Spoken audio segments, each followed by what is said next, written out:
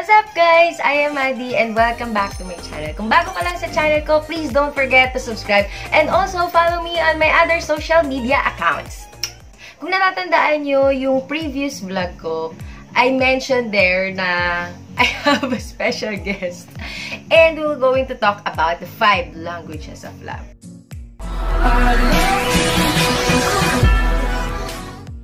So, let's welcome our guest! Nasaan na? What's up you guys? Ginagawa ko dito. Hindi ko alam. Bakit nga ba siya nandito? Parang kasi ang sikip namin sa frame eh. Parang kailangan pa mag-adjust ng konti. Ayan, so...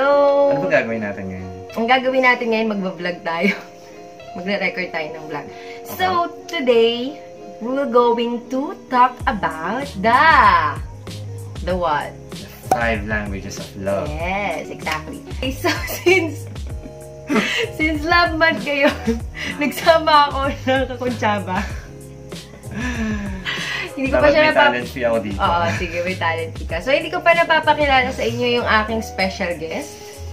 As I mentioned sa aking previous vlog, please welcome, tada! Okay, so since love month or Feb Ibig month, we're going to talk about love. Ay, teka. May dumi ka. Pardon. Kaya FM ko nakuha yun eh. Pero with love, ano ba yung mga common issues na kasama nun at this generation? Okay. Ano nga ba yung mga trending topics natin pagdating sa love? So, the trending topic is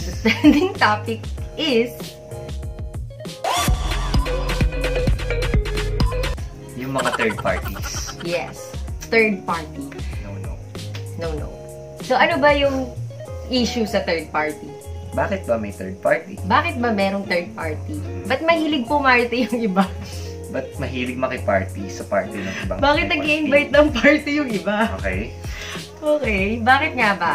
So, merong mga tao na mahilig na pumarty at meron din mga tao na gustong or nag-i-invite ng party. So, dun sa mga nag-i-invite ng party, maybe they are not satisfied doon sa party na meron na sila. It's sa existing party nila. Kaya nag-invite sila ng outsider. Hindi, sa existing na party. Party between the two person lang dapat. Supposedly 2 person. Kaya nag-invite sila ng another. So, maybe because they are not satisfied or hindi na-fulfill yung satisfaction nila doon sa existing na relationship nila or current party nila with someone. Yes. And then yung other side naman, yung nakiparty. Ba't ba may nakikiparty? So, kasi may nag-invite. Well, oo, considering may nag-invite. Pero, based sa ating research na ginawa, merong mga tao na yung love language nila, doon lang nila nahanap sa tao na yun. Kaya, nakiparty sila. Woo! Party! Uy, may party ka! Okay, itong topic na to, it's inspired by the 5 languages of love ni Gary Chapman. Yes. And, ito yung book na yun. Or nandito.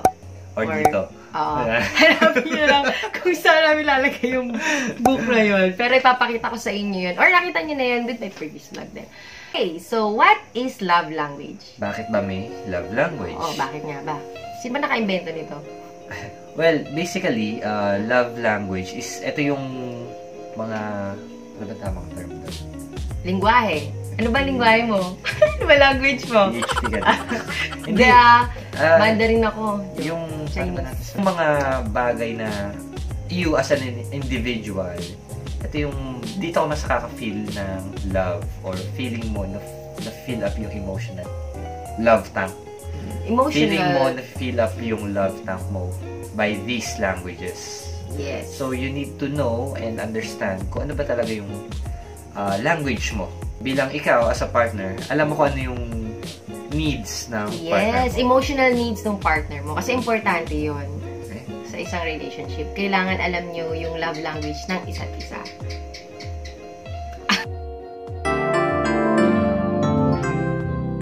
Okay, so, huwag na natin patagalin pa. Umpisahan na natin at pag-usapan kung ano ba yung 5 languages of love.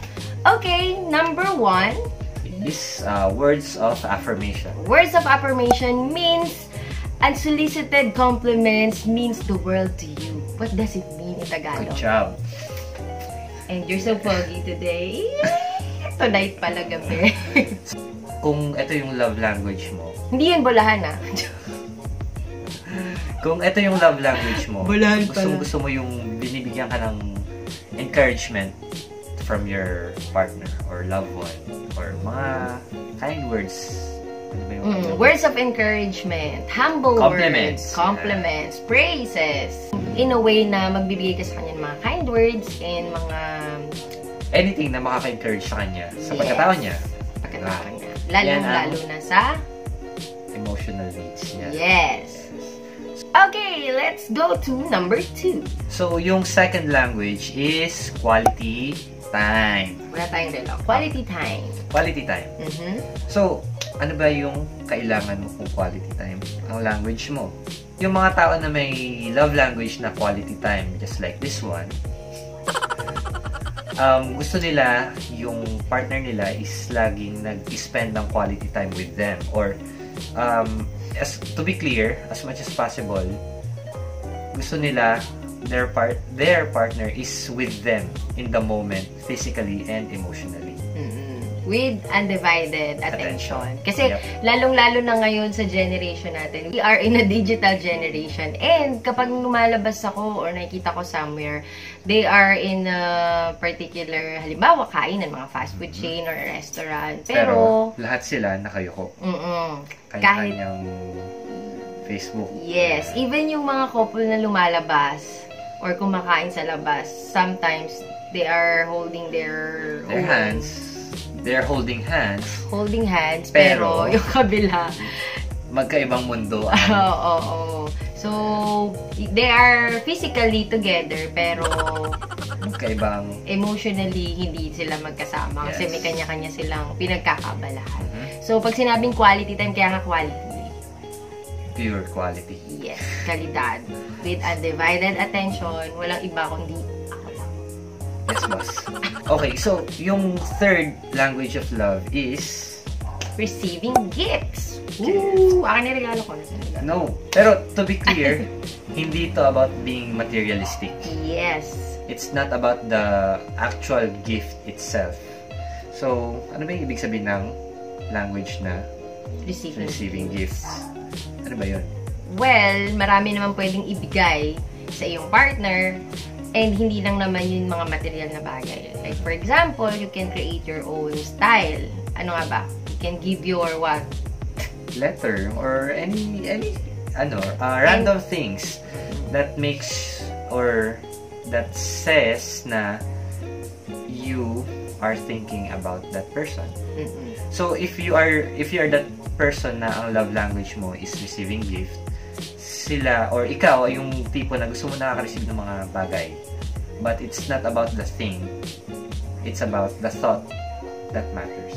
Yeah, so it's the thought that counts. Gifts are the visual symbol of love. You can express your love in every way, pero yung symbolism ng love mo, pwede mo idaan in a way na magbibigay ka sa kanya ng regalo. Ano man yan, material or hindi, pwede mo bigay yan. Number 4 is acts of service. So, hindi ibig sabihin ng acts of service is kailangan mo ng katulong. What it means serbisyong totoo. Serbisyong totoo. Or you feel loved kapag yung partner mo is tinutulungan ka sa mga bagay. In short, pinagsisilbihan ka to lighten the burden or lighten the load. Para mapagaan kung ano man yung ginagawa mo. Like, for example, yung paglilinis ng bahay, para sa mga mag-asawa yun. Or kung ano man yung mga bagay na ginagawa nyo. For us, kunwari, may ginagawa kang trabaho na medyo hirap ka, pero sa akin, sa tingin ko naman ay kaya kong gawin, I offer help for that. So, it's something about being one. Teamwork. Yon. So, that's acts of service. Okay. So, the fifth language of love is physical touch. Touch. Okay, so, ano ba yun? Define mo. Physical touch is hindi yun yung mga inisip nyo na physikalan to. Hindi ganon. Physical touch means sense of security and belongingness in a relationship. So, it doesn't mean na you have to sobrang touchy kasi no, public or in private, sobrang touchy. It doesn't mean like that. Parang, di ba, pag you're in a relationship or you are couple, you always wanted your partner to be with you. Parang malapit sa'yo lagi or katabi mo or nafe-feel mo or nararamdaman mo or nahawakan mo or i-extend mo din kamay mo, nafe-feel mo na siya. Something like that. Kasi nga, parang yun yung sense ng security na para bang alam mong nandiyan lang siya. Yes. Always there. Just like this. Agree. So, bali yung 5 love languages na yan, hindi porke meron kang top language is yun na yung pinaka-language mo. Every person inherits or every person is meron nung bawat isang love language na sinabi namin. Yes, those 5 languages. Kasi hindi lang naman isa ang makaka-fulfill sa atin emotionally. Minsan lahat yan. Pero, there are hierarchy. May pagkakasunod-sunod dyan sa bawat tao. Iba-iba yung leveling, iba-iba yung percent share, bali. Iba yung para sa kanya, actually, like this one, para sa kanya, quality time.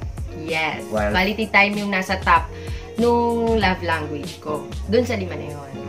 And then, sa kanya naman, is physical touch. With that, since you already know yung 5 love languages, ang i-recommend namin sa inyo, recommend!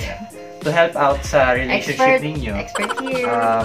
You need to know your language. So, paano mo ba malalaman yun? Paano nga ba? Okay. Paano nga ba? Alamin nyo na, kayo na bahala dun. Tinulungan na nga namin kayo dun sa 5 languages. Kayo na mag-find out nun. Hindi, joke lang. Kung meron kaming application na ginagamit, ang application nito is Love Nudge. So, meron kaming application na ginagamit para ma-identify kung ano yung love languages or ano yung hierarchy ng love languages nung bawat isa sa amin. So, yung application na yun ay yung Love Nudge na nadadownload lang siya sa Android. Well, available. Sorry, nadadownload siya sa Google Play. Google Play or meron din siguro nito para sa mga iOS. I-check nyo na lang din. Ilalagay ko sa description box yung link.